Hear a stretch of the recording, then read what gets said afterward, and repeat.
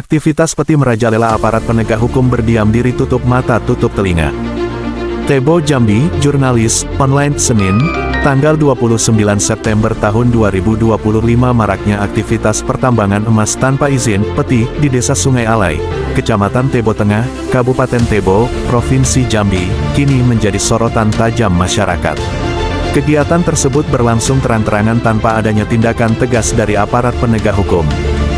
Masyarakat menilai aktivitas peti di wilayah Sungai Alai sudah sangat merusak lingkungan dan tidak ada tindakan nyata dari aparat penegak hukum khususnya Polres Tebo.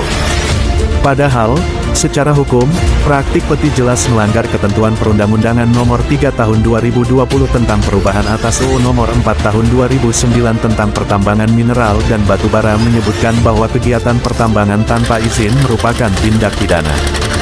Lebih lanjut, Pasal 158 UU tersebut menegaskan bahwa siapapun yang melakukan penambangan tanpa izin dapat dipidana dengan hukuman penjara maksimal 5 tahun dan denda hingga 100 miliar rupiah. Ancaman ini seharusnya menjadi dasar kuat aparat dalam melakukan penindakan.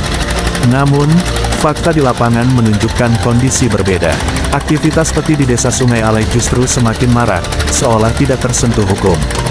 Hal inilah yang menimbulkan tanda tanya besar di kalangan masyarakat. Apakah aparat penegak hukum, khususnya jajaran Polres Tebo, tidak memiliki kemampuan atau kewenangan untuk menindak para pelaku peti tersebut? Ataukah ada faktor lain yang membuat aktivitas ilegal ini dibiarkan begitu saja? Masyarakat menilai, jika dibiarkan terus berlanjut, dampak dari aktivitas peti ini akan sangat merugikan. Selain kerusakan lingkungan, aliran sungai akan tercemar merkuri dan ekosistem perairan terganggu. Bahkan, ancaman bencana banjir dan longsor juga tidak bisa dihindari. Kekhawatiran itu bukan tanpa alasan. Sejumlah daerah di Kabupaten Tebo sebelumnya telah mengalami kerusakan parah akibat aktivitas peti, mulai dari lahan pertanian yang rusak hingga sungai yang tidak lagi bisa dimanfaatkan untuk kebutuhan sehari-hari. Karena itu, masyarakat mendesak aparat hukum untuk turun tangan. Penegakan hukum harus dilakukan secara tegas agar tidak ada kesan pembiaran terhadap aktivitas ilegal yang merusak daerah tersebut. Kapolres Tebo, AKBP Triyanto, SIK, SH, MH, diminta segera mengambil langkah nyata. Penindakan tegas terhadap para pelaku peti di Desa Sungai Alai sangat dinantikan oleh masyarakat luas. Selain itu, masyarakat juga berharap Kapolda Jambi turun tangan langsung mengawasi penanganan kasus ini.